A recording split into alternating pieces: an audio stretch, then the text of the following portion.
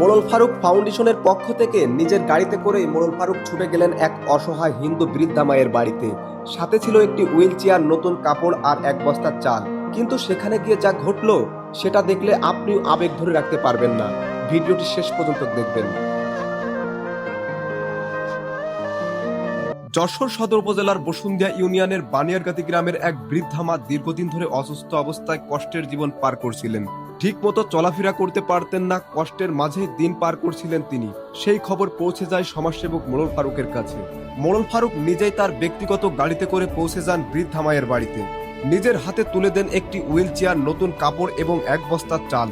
সেই মুহূর্তে বৃদ্ধা মায়ের চোখের জল যেন একটাই কথা বলছিল, মানবতার চেয়ে বড় কোনো পরিচয় নেই। ধর্ম আলাদা হতে পারে, কিন্তু মানুষের প্রতি ভালোবাসা আর সহানুভূতি সবসময় একই থাকে। এভাবেই মানুষের দুঃসময়ে পাশে দাঁড়িয়ে মোড়ল ফারুক আবারও প্রমাণ করলেন সত্যিকারের মানবতা এখনো এই সমাজে বেঁচে আছে। আসসালামু আলাইকুম। ওয়ালাইকুম আসসালাম। কেমন আছেন? ভালো। আজকে যাকে আমরা হুইল চেয়ার প্রদান করলাম তিনি সম্পর্কে আপনার কি হয়? মা। তার সমস্যা কি বা তিনি কি সমস্যায় ভুগতেছে? সমস্যা, উনি প্যারালাইসিস হয়ে গেছে, স্ট্রোক করে, ব্রেন স্ট্রোক করে, এই ডায়াবেটিস আছে, নানান জটিলতা। ডাক্তার বলেছে 16 লাখ টাকা লাগবে। আমার দ্বারা গরিব মানুষ সম্ভব না, এই অবস্থায় আছি আমি। তিনি কতদিন ধরে এরকম প্যারালাইজড? 9 মাস পড়ে আছে। তাহলে তো তিনি এতদিন বিছানায় শয্যাশয়ী ছিলেন, হাঁটা চলা করতে অনেক অসুবিধা, তো পারতেনই না।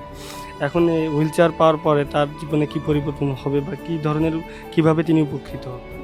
এখন এই যে হুইল চেয়ারটা এই স্থান থেকে ওই স্থান নিয়ে যাবে, একটু ঘুরে ফিরে বেড়াতে পারবে বসে পড়ে।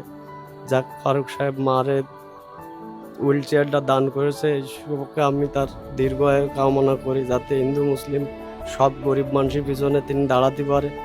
সৃষ্টিকর্তার কাছে আমি এই দোয়াই করি সবসময়। ঠিক আছে, থ্যাংক ইউ।